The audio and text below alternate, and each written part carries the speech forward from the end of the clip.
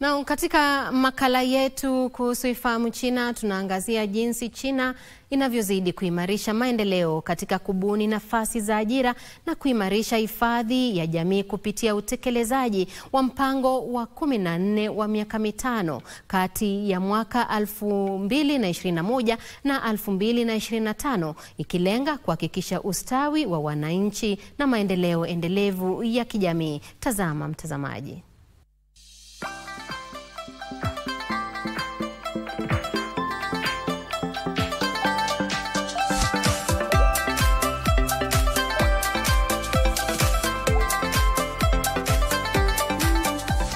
Taarifa kutoka kwa waziri wa rasilimali watu na hifadhi ya jamii wa China Wang Xiaoping zinaonyesha kuwa kufikia Agosti mwaka huu, jumla ya ajira mpya za mijini milioni 59.21 zimeundwa.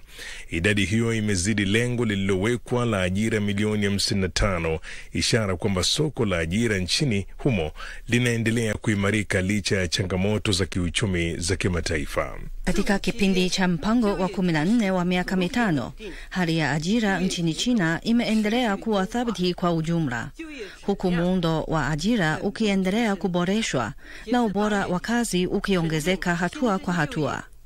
Kufikia mwisho wa Agosti, jumla ya ajira mpya za mijini milioni 59.21 zimeundwa kote nchini, zikizidi lengo la milioni 55. Mbali na sekta ya ajira, China pia imefanikiwa kusogeza mbele mageuzi muhimu ya hifadhi ya jamii. Hatua zilizochukuliwa zinajumuisha kuratibu kwa kiwango cha kitaifa mfumo wa pensheni kwa wafanyikazi wa makampuni, pamoja na kuhamisha usimamizi wa bima ya ukosefu wa ajira na bima ya fidia kwa wafanyikazi chini ya majimbo. Hatua hizi zimeimarisha ufanisi na usawa wa mfumo mzima. Aidha, nchi imeanzisha mfumo wa pensheni binafsi na kuzindua majaribio ya bima ya majeraha kazini, hatua ambazo zimeposha ulinzi wa kijamii kwa wafanyikazi wa sekta mbalimbali. Kwa mujibu wa Wang, kiwango cha ufunikaji wa ustawi wa jamii kimeongezeka kwa kiasi kikubwa. Mfumo wa ustawi wa jamii wa China umeimarika. Hadi sasa idadi ya watu wanaonufaika na mifuko ya msingi ya pensheni imefikia bilioni 1.072, ikiwa ni ongezeko la watu milioni 73 ikilinganishwa na mwisho wa mpango wa 13 wa miaka mitano.